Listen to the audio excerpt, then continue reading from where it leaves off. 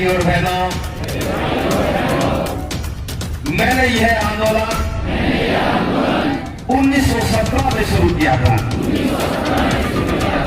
और लोगों से कहा था कि हम हिंदू नहीं हैं, क्योंकि यदि हम हिंदू होते तो हम अछूत ना होते और हम मंदिरों में पुजारी होते। इसलिए मैंने 1925 में मंदिर प्रवेश का आंदोलन प्रारंभ किया।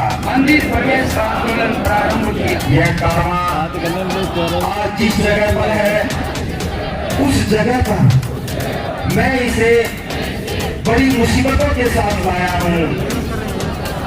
तुम्हारा कर्तव्य यह है कि यह कारवां सदा आगे ही बढ़ता रहे, बेशक कितनी भी रुकावटें क्यों न आए। यदि मेरे अनुयायी इसे आगे न बढ़ा सके तो इसे यहीं छोड़ दें, पर किसी भी हालत में इसे पीछे न जाने दें। आप लोगों को मेरा यही संदेश है।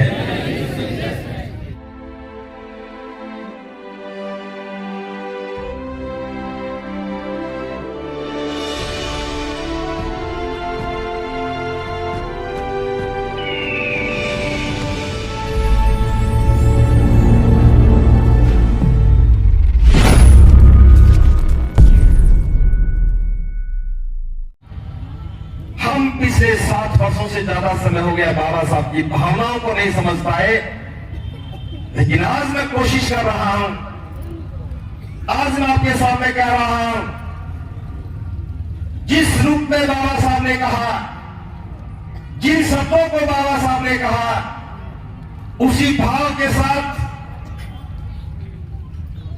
उसी वातावरण के साथ, उन्हीं भावनाओं के साथ शब्द आपके दिल से निकलने चाहिए।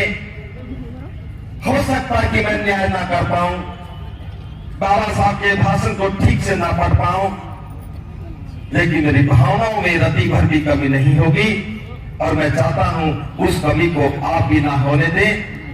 इसलिए आज शुरू कर रहे हैं बाबा साहब के आगमन पर दिया गया उनका भाषण। उससे पहले एक जोरदार नारा लगाएंगे, क्योंकि मुझे मालूम है जब बाबा साहब आए थे, बोलने लगे तो आगरा के लोगों ने बहुत जोश से नारे लगाए होंगे। जिसमें जोश ज्यादा है वो नारा बोल लगाने का काम करे। बाबा साहब अमर रहे, बाबा साहब अमर रहे, बाबा साहब अमर रहे।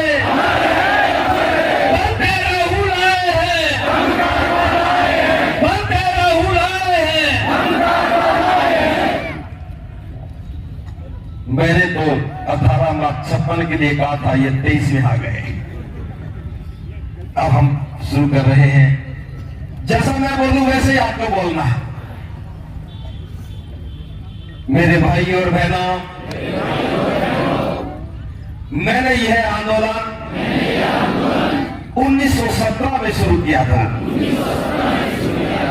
और लोगों से कहा था कि हम हिंदू नहीं हैं, क्योंकि यदि हम हिंदू होते तो हम अछूत ना होते और हम मंदिरों में पुजारी होते।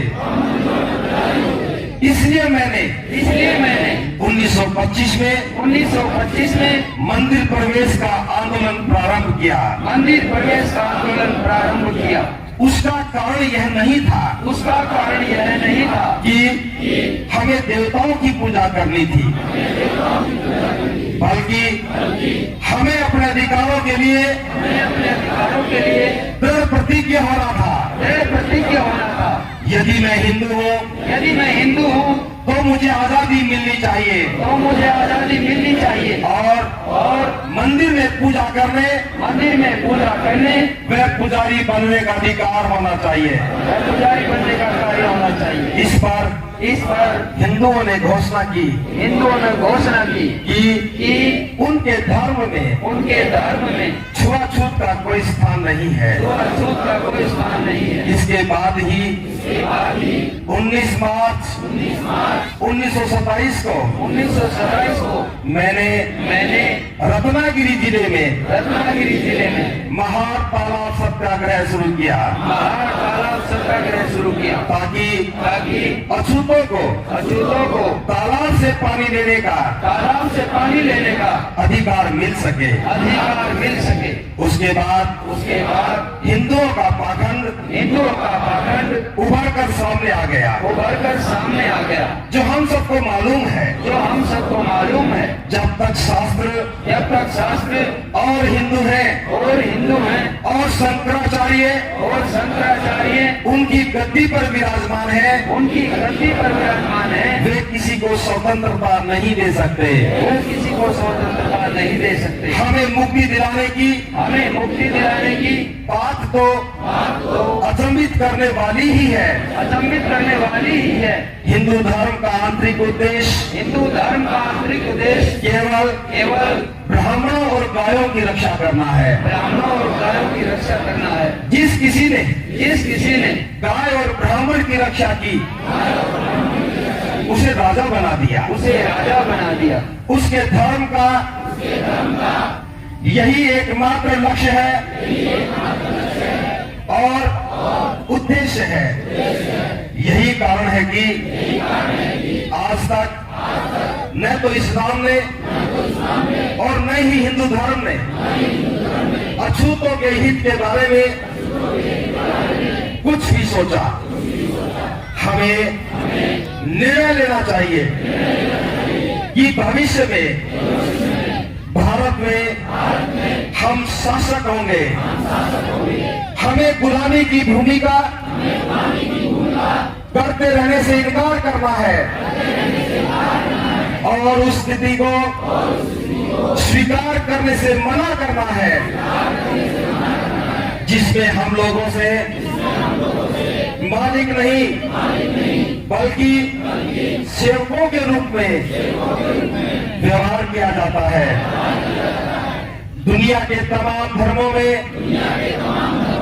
सिर्फ हिंदू धर्म ही है जो जाति भेद और अस्पृश्यता को मानता है। सवर्ण हिंदुओं द्वारा अनुसूचित जातियों पर होने वाले अन्याय अत्याचारों का यही एक आधार है। आज की स्थिति यह है कि गांव में भी अनुसूचित जातियों के लोग आत्मसम्मान के साथ जी नहीं सकते। हमें हिंदू धर्म छोड़ देना चाहिए तथा लंबे समय तक अपमान का जीवन जीने से इनकार कर देना चाहिए। जो कुछ मैंने अपने लोगों को सम्मानित जीवन दिलाने का प्रयत्न किया है उसका श्रेय आपको ही है। अगर आप लोग मेरे पीछे नहीं होते तो मेरे संघर्ष को सफलता नहीं मिलती। मेरे पास बुजुर्ग चौधरी हरदेव मिस्त्री आए थे। उनका कहना था कि आगरा में हमारे लोग आर्य समाजी हैं, इसलिए उन्हें किसी और बात की आवश्यकता नहीं है। मैंने उनसे पूछा कि हमारे लोगों के आर्य समाजी बन जाने पर क्या हमारे साथ रोटी बेटी का व्यवहार ब्राह्मण बनिया करते हैं? क्या वे हमारे किसी समधी की मृत्यु होने पर अपना कंधा अर्थी को देते हैं? क्या उन्होंने हमारे उद्धार के लिए कोई कार्य किया है? उनका जवाब नकारात्मक था। आर्य समाज का भी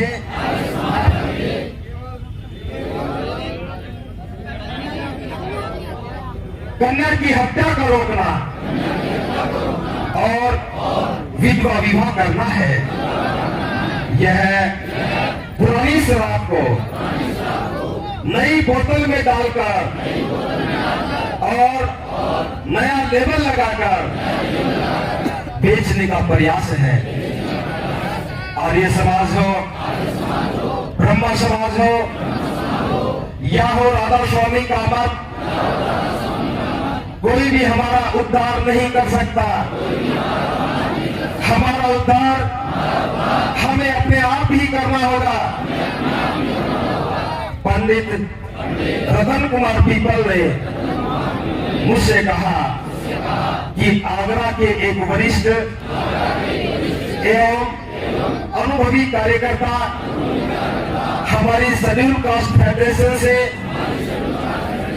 इस्तीफा देकर कांग्रेस में शामिल हो गए हैं। उन्होंने अखबार की कतरन दिखाई जिसमें मेरे विरुद्ध वक्तव्य दिया गया था। कांग्रेस में अच्छे और बुरे दोनों प्रकार के लोग हैं।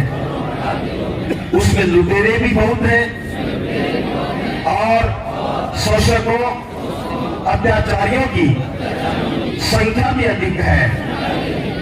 उस संस्था में जाने से उनको कोई लाभ नहीं होगा।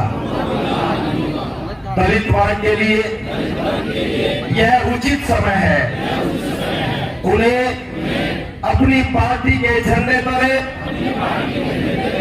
एकजुट हो जाना चाहिए और शेड्यूल कास्ट फेडरेशन को और अधिक मजबूत बनाना चाहिए। हमारी अपनी राजनीतिक पार्टी के अलावा कोई भी अन्य राजनीतिक दल उन्हें दुखों से मुक्ति नहीं दिला सकता। मैंने आप लोगों को स्वाभिमान का रास्ता बताया है। सम्मान दिलाने के लिए राजनीतिक संगठन शेड्यूल कास्ट फेडरेशन को बनाया है। इस प्लेटफॉर्म पर खड़े होकर आप स्वतंत्रता से अत्याचारियों की समालोचना कर सकते हैं। इसी में आपका सम्मान है और इज्जत है। यहाँ पर आप अपने आप को संगठित कर इस देश के शासन को प्राप्त कर सकते हैं। आप छोटे मोटे लालच में अपने आप को मत बेचे। जो भटक रहे हैं उन्हें भटकने दीजिए। आप यह भी जानते हैं कि मैं अमीर नहीं हूं। मेरे ऐसे लोगों को मैं ऐसे लोगों को धन नहीं दे सकता हूं। कांग्रेस राजा है, उसके पास धन की कोई कमी नहीं है। वे धन का प्रलोभन देकर हमारे लोगों को खरीद देते हैं। जब भी इन जाति द्रोही और इधर उधर अपने ईमान को बेचने वालों को यह लोभी राजा काम निकालने के बाद ठोकर मारकर महल से बाहर निकाल देगा, तब इनके पास बिना आश्रय के इधर उधर भटकने के अलावा कुछ भी नहीं होगा। उस समय यही शेड्यूल कास्ट फेडरेशन की टूटी फूटी झोपड़ी ऐसे लोगों की रक्षा करेगी और उन्हें धूप और बरसात से बचाएगी। इसलिए ऐसे लोगों से मेरा कहना है कि तुम दूसरे के महलों की चकाचौंध को देखकर भले ही वहां चले जाना, मगर अपनी इस झोपड़ी को तोड़कर मत जाना। आप अपने अधिकारों के लिए इस शेड्यूल कास्ट फेडरेशन को मजबूत करते हुए रिपब्लिकन पार्टी को भी मजबूत बनाइए। मुझे उम्मीद थी कि शिक्षित एवं उच्च शिक्षित हमारे लोग पढ़ लिखकर मेरे कार्य में हाथ बटाएंगे, परंतु ऐसा नहीं हुआ। मैं देख रहा हूं मेरे चारों ओर पढ़े लिखे क्लर्कों की भीड़ इकट्ठी हो गई है, जो सिर्फ अपना पेट पालने में लगे हुए हैं। मैंने आशा की थी कि मेरे शिक्षित दलित अपने दबे कुचले भाइयों की सेवा करेंगे, पर मुझे यहाँ बाबुओं की भीड़ देखकर निराशा हुई है। मुझे कहते हुए बेहद दुख हो रहा है कि पढ़े लिखे लोग मेरी अपेक्षा पर खड़े नहीं उतर पा रहे हैं। वे अपना ही पेट पाल रहे हैं और समाज को भूल गए हैं। मुझे मेरे समाज के पढ़े लिखे लोगों ने धोखा दिया है। जब आप ऊंची नौकरी पा जाएं, तो अपने भाइयों को न भूलें। आप लोगों को जन आंदोलन का लाभ मिला है, इसलिए आप अपने भाइयों की सेवा करते रहें। मैं 1919 में राजनीति में आया, तब से अब तक 30-32 वर्षों में हमने क्या पाया है और क्या पाना शेष है, ये विचार करना है। मैंने 3 बातों को लेकर राजनीति में प्रवेश किया था। पहली बात है, लड़के लड़कियों को बिना किसी भेदभाव के शिक्षा प्राप्त हो। दूसरा, सरकारी नौकरियों में अछूतों को स्थान दिया जाए। और तीसरी बात थी, ग्रामीण क्षेत्रों में अछूतों की सामाजिक हालत सुधारी जाए। इन 3 बातों में से 2 पूरी हो गई हैं। अब बिना किसी भेदभाव के हमारे लड़के लड़कियां विद्यालय व महाविद्यालयों में पढ़ सकते हैं। मैं जब पढ़ता था तो मुझे अलग बैठना पड़ता था, वह कदम कदम पर अपमान सहना पड़ता था। दूसरा काम भी पूरा हो गया। अब मैं दिल्ली के सचिवालय में हमारे 2000 व्यक्ति सरकारी सेवा में हैं। इनमें से कुछ अधिकारी हैं और कुछ क्लर्क व अन्य पदों पर भी हैं। 1942 में जब मैं वहां गया तो एक भी कर्मचारी व अधिकारी वहां नहीं था। सरकार ने यह 2 काम पूरे कर दिए हैं। मैंने तुम्हारे लिए जो कुछ भी किया है वह बेहद मुसीबतों, अत्यंत दुखों और बेशुमार विरोधों का मुकाबला करके किया है। यह कारवां आज जिस जगह पर है, उस जगह पर मैं इसे बड़ी मुसीबतों के साथ लाया हूं। तुम्हारा कर्तव्य यह है कि यह कारवां सदा आगे ही बढ़ता रहे। बेशक कितनी भी रुकावटें क्यों ना आए, यदि मेरे अनुयायी इसे आगे न बढ़ा सके तो इसे यहीं छोड़ दें, पर किसी भी हालत में इसे पीछे न जाने दें। आप लोगों को मेरा यही संदेश है। तीसरा काम अब भी बाकी है। गांव में रहने वाले हमारे अछूत भाइयों की हालत बहुत दयनीय है।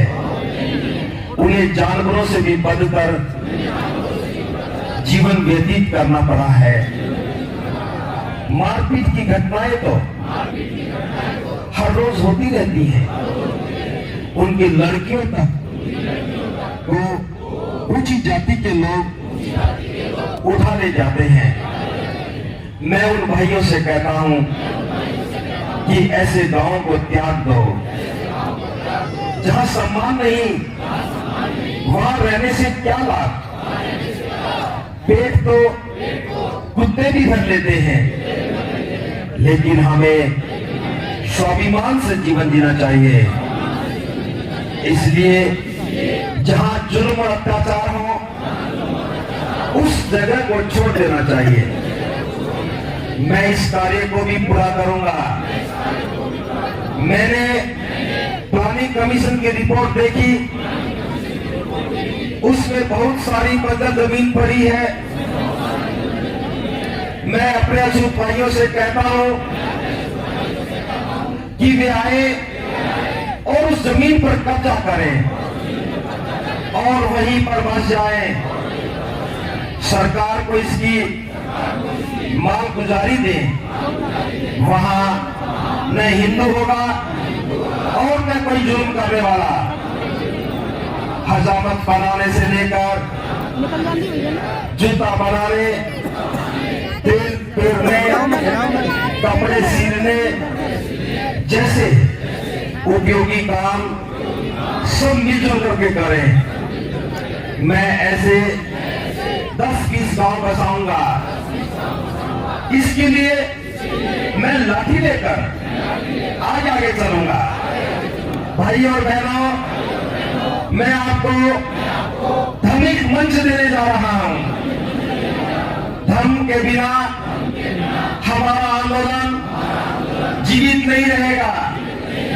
हमारा पार इसलिए होता है कि हमारा अपना कोई धर्म नहीं है। हिंदू इसलिए हमें अपना बताता है क्योंकि उसका स्वार्थ केवल अपनी संख्या बढ़ा चढ़ाकर बताने के लिए है। मैं जिस धर्म को आपको दे रहा हूं वह मूलतः धर्म है। उसका आधार बहुजनिताय, बहुजन सुखाय है। इसमें आत्मा परमात्मा का कोई स्थान नहीं है। स्वर्ग नरक का झगड़ा नहीं है। इसमें मानव मात्र का हित है। कल्याण की भावना के साथ इसमें समानता है, भाईचारा है। इसमें न्याय, स्वतंत्रता और मानव सेवा की भावना बनी है। हिंदू धर्म का आधार असमानता है। बुद्ध धर्म इसी भारत की पवित्र भूमि का धर्म है। विश्व के धर्मों में इसका सर्वश्रेष्ठ स्थान है। यह भारत का गौरव है। इसकी अपनी सभ्यता और परंपराएं हैं। एक दिन यह धर्म विश्व धर्म होगा जिसका सर्वश्रेष्ठ स्थल भारत होगा। हम सभी प्राचीन पर्व हैं। मैं इस धर्म को एक नया जीवन देने जा रहा हूं। इस धर्म को ग्रहण कर हम विश्वव्यापी धर्म के भाग हो जाएंगे। इस धर्म के अपनाने से हम अंतरराष्ट्रीय धर्म के अनुयायी बन जाएंगे। दूसरा, अपने दुख दर्द को दूर करने के लिए हम अंतर्राष्ट्रीय धर्म के न्यायालय में भी जा सकते हैं। संयुक्त राष्ट्र संघ में भी हम अपनी आवाज उठा सकते हैं। नौकरियों में मिलने वाला आरक्षण हमेशा के लिए नहीं बना रहेगा। आने वाले समय में बुद्ध धर्म ही हमें सही राह दिखाएगा। हम बौद्ध बनने पर अल्पसंख्यक बनेंगे। अल्पसंख्यकों की रक्षा के लिए अंतर्राष्ट्रीय कानून है। आज के बौद्ध देश हमारे दुख दर्द में हमारी और संसार के न्यायालयों में आवाज उठा सकते हैं। हिंदू बने रहने से हम पर अत्याचार ही होते रहेंगे। इनका अंत बौद्ध धर्म को स्वीकार करने से ही होगा। हमारे बौद्ध हो जाने से हमें जीवन के हर क्षेत्र में समान दर्जा प्राप्त करने का मौका मिलेगा। बौद्ध देश भी हमारी रक्षा तथा हमारी आवाज उठाने के लिए आगे आएंगे। बौद्ध धर्म स्वीकार कर लेने पर ही हमारी सभी समस्याओं का हल निकल आएगा। पुनः समझौते के अंतर्गत हमारे लोगों को जो राजनीतिक सुविधाएं प्राप्त हुई हैं, वे उनके द्वारा हिंदू धर्म छोड़ने की स्थिति में समाप्त नहीं होंगी।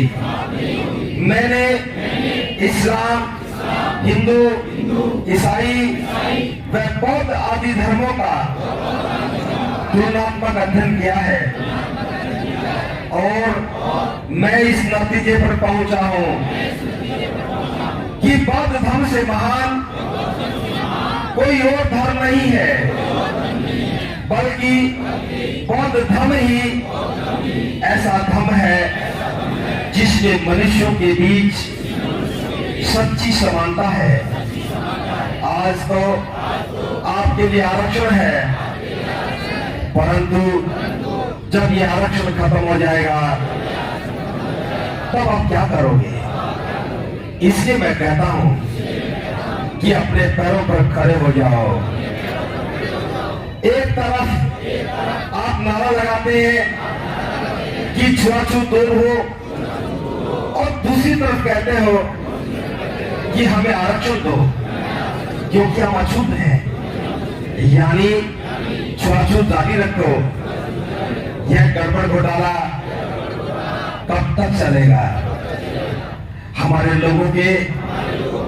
लोग कहते हैं कि हमारे खुद के मध्य भी जातिगत संघर्ष है और हम आपस में विवाह संबंध कायम नहीं करते। यह सत्य है। इन सभी बुराइयों के लिए हिंदू धर्म उत्तरदायी है। इनका गंदा नाला हमारी गलियों में भी बहता है और उसकी दुर्गंध वहां भी फैली हुई है।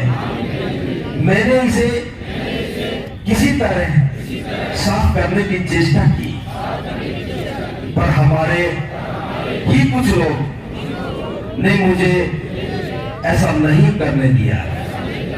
जब मैं ऐसा मार्ग चुनूंगा जो इस गंदे पानी को हमारी गलियों में बहने से तुरंत रोक देगा, मैं बुद्ध धर्म स्वीकार कर लूंगा। इससे हमारे अपने अंदर वर्ग व जातिगत संघर्ष का अंत हो जाएगा तथा हमारे बीच वाली जातियां, उपजातियां स्वतः ही मिट जाएंगी। निसंदेह बौद्ध धर्म एक महान धर्म है। इस धर्म के संस्थापक तथागत सम्यक संबुद्ध हैं। बुद्ध ने धम्म का प्रचार प्रसार किया और अपनी अच्छाइयों के कारण यह धम्म भारत के नगर, गांव व गलियों से होते हुए विश्व के दूसरे देशों में भी जा पहुंचा। लेकिन महान उत्कर्ष के बाद यह धर्म सन 1213 ईस्वी के लगभग विलुप्त हो गया। इसके कई कारण हैं। एक कारण यह भी है कि बौद्ध भिक्षु विलासितापूर्ण व आराम तरफ जिंदगी जीने के आदी हो गए। धर्म प्रचार के लिए स्थान स्थान पर जाने की बजाय उन्होंने विहारों में पड़े रहकर आराम करना आरंभ कर दिया। अब इस धर्म की पुनर्स्थापना के लिए उन्हें कड़ी मेहनत करनी पड़ेगी। उन्हें दरवाजे दरवाजे पर जाना पड़ेगा। मुझे समाज में बहुत कम भिक्षु दिखाई देते हैं जो धर्म के प्रचार और प्रसार के लिए काम करते हैं। इसलिए जनसाधारण में से अच्छे और जागरूक लोगों को भी इस धर्म के प्रचार प्रसार के लिए काम करने के लिए आगे आना चाहिए और उन्हें बौद्ध धर्म अंगीकार करके धर्म की परंपरा पार और प्रतीकों के साथ बौद्ध संस्कारों का भी ग्रहण करना चाहिए। वे लोग जो शासकीय सेवा में नियोजित हैं, उनका कर्तव्य है कि उन्हें अपने वेतन का 20वां भाग यानी 5% स्वेच्छा से समाज कार्य हेतु देना चाहिए। जब एक बालक ना तब ही समाज प्रगति करेगा, अन्यथा एक ही परिवार का सुधार होगा। जब एक बालक गांव से शिक्षा प्राप्त करने जाता है, तब संपूर्ण समाज की आशाएं उस पर टिक जाती हैं। एक शिक्षित सामाजिक कार्यकर्ता उनके लिए वरदान साबित हो सकता है। इसी संदर्भ में मेरी छात्रों से अपील है कि शिक्षा प्राप्त करने के बाद किसी प्रकार की क्लर्की करने के बजाय उन्हें अपने गांव की अथवा आसपास के लोगों की सेवा करनी चाहिए, जिससे अज्ञानता से उत्पन्न शोषण एवं अन्याय को रोका जा सके। आपका उत्थान समाज सेवा के उत्थान में ही निहित है। मैं चाहता हूं कि सामाजिक उत्थान का ये दायित्व आप संभालें। इसके लिए युवा आगे आए। आज मेरी स्थिति एक ऐसे खंबे की तरह है जो विशाल टेंटों को संभाल रहा है। मैं उस समय के लिए चिंतित हूं जब ये खंबा अपनी जगह पर नहीं रहेगा, मेरा स्वास्थ्य ठीक नहीं रहता है। मैं नहीं जानता कि मैं कब आप लोगों के बीच से चला जाऊंगा। मैं किसी एक ऐसे नवयुवक को नहीं ढूंढ पा रहा हूं जो इन करोड़ों असहाय और निराश लोगों के हितों की रक्षा कर सके। यदि कोई नौजवान इस जिम्मेदारी को लेने के लिए आगे आता है